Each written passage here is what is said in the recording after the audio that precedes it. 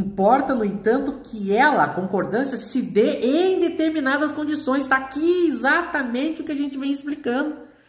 Para que as pessoas não pensem, como muita gente do movimento espírita pensa, que a concordância do ensino dos espíritos é só os espíritos concordarem, 200 espíritos concordam em diversos lugares do mundo, então está feita a concordância. Não, ela tem que se dar em determinadas condições. Então não é uma democracia, uma votação.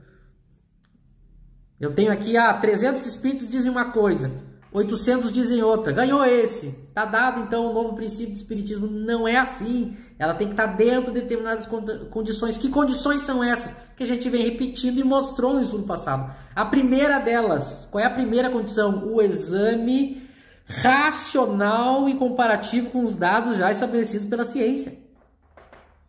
Então, quando Kardec fala em concordância, é dentro dessas condições. Não é simplesmente eu reunir uma maioria de pessoas, nem encarnadas e nem desencarnadas também. Não é só número que faz a concordância. É número dentro das condições do uso da razão e dos dados positivos já estabelecidos pela ciência. E aí ele mostra aqui agora, ele mostra por oposição, né? O que enfraqueceria o controle. Que é justamente o que a gente está citando. Há várias pessoas no movimento espírita tentando propor um jeito de avançar o espiritismo, só que é um jeito mais fraco.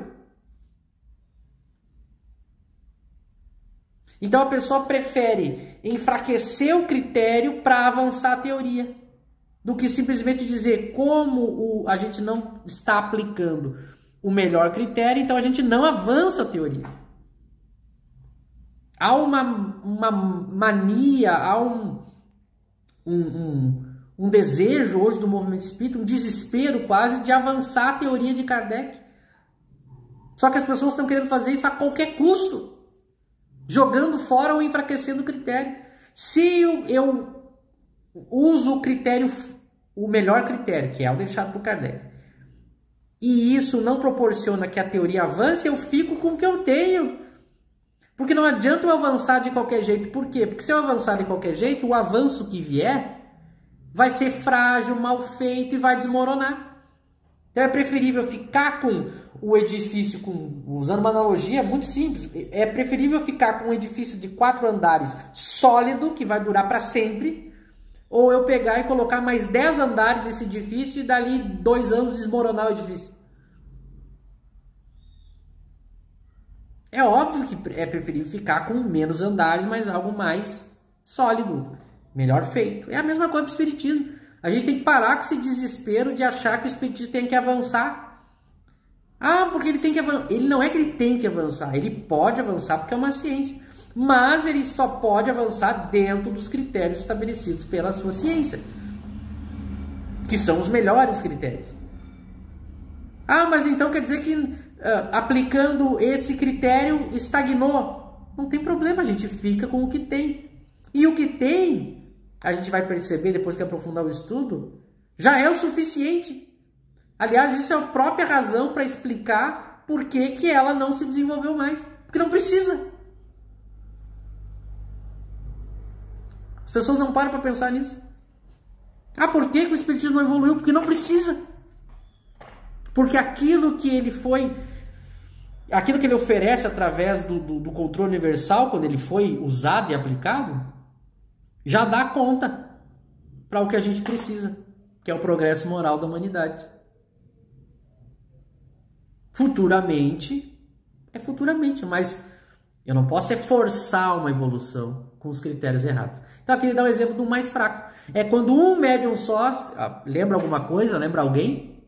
Um médium só interroga muitos espíritos acerca de um ponto duvidoso. Aqui é um dos jeitos desastroso de eu aplicar errado o controle universal. Porque eu poderia dizer, mas tem vários espíritos, né? Mas é um médium só. Ou são poucos médiums conhecidos de uma localidade só.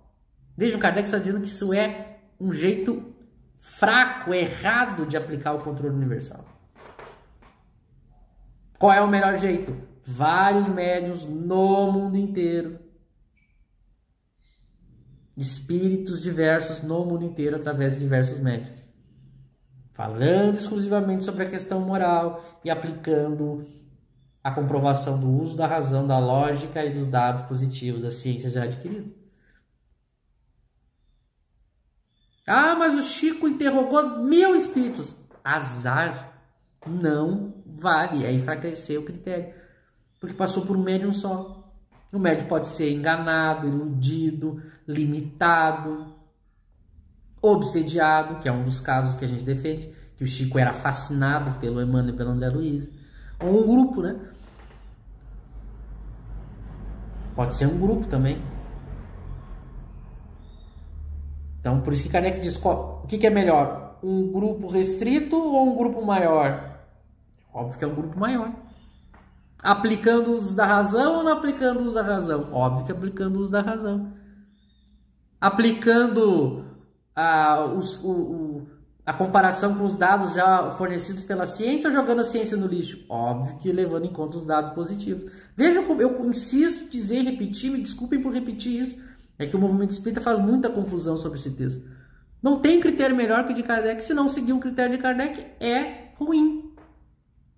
E eu não posso considerar uma opinião ou um avanço do espiritismo.